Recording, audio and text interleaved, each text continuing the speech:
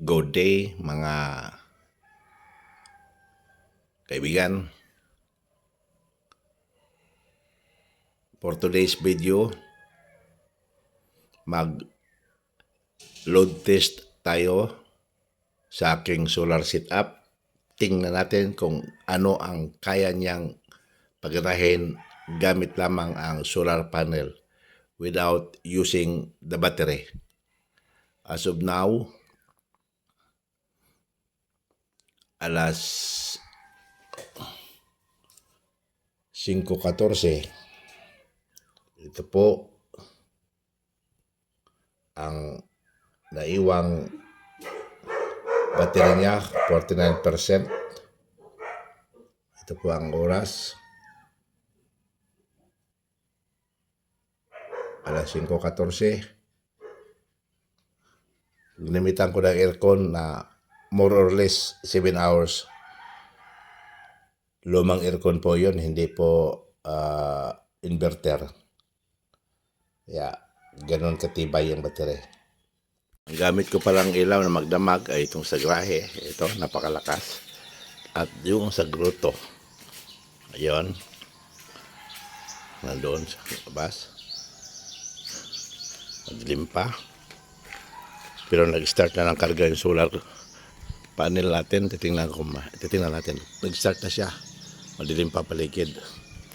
At saka isa pang gamit na magdamag ay yung rep na luma din. Titingnan natin. Ito, magdamag din to. Saksak, ay no. Luma na, nakatali, hindi pa inverter. So ngayon, nag-umpisa na siya ng harvest. 9 watts. Alas 5:21. Madilim pa ang paligid sa labas. Ayan po. Ayan po. Ang paligid, madilim pa.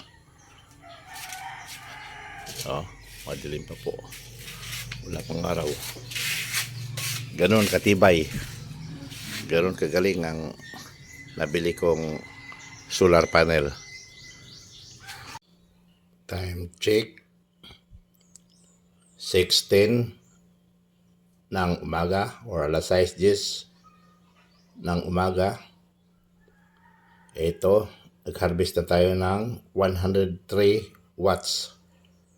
Yan po. Magang-maga, meron na siyang production. Okay. Okay, load test tayo. Naka-on ang washing machine. I-on natin yung wall pan. On ang wall pan. Nakasaksak ang lumang rep. Ayan, nakasaksak. On natin ang dispan. Ayan. Takas. On natin ang stand pan. Ayan. Mandar. On natin ceiling fan. Ay, sorry. Ceiling fan. Ayan. Tapos ilaw. Okay. Natin ang aircon. Lumbar rin to. Hindi inverter. 1 horsepower. Ngayon, i-on din natin ang ilaw dito sa kwarto. Ayan. Para maraming load. Okay. Oh. Okay. Ang ilaw dito sa kusina. Okay. Ayan. I-on din natin itong induction stove. Okay. Back. Lagyan natin sa 2,000 watts yan. Oh, todo na yan. Last but not the least, i-on natin ang itong electric kettle. Tingnan natin. Okay, naka-on na yan. Yan na ngayon ang reading. Harvest tayo ng 4,349 watts or 4 kilowatts. Ang consumption natin ay 3 kilowatts. Ang oras alas 2:11. Okay. Po ang first group. 6 na panel, naka-series 555 watts kada isa sa front side ng aking bahay. Ayan naman po yung another group, second group. 6 na panel pa rin po, 555 watts, naka-series. Sa likuran, bahagi naman ng bahay ko. Medyo natakpan ng mga kahoy.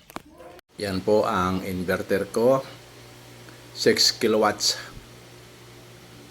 Ito naman po ang battery ko, Life PO4, 51.2 volts by 200 ampere hours. At yan naman po ang aking mga MCBs or micro circuit breaker.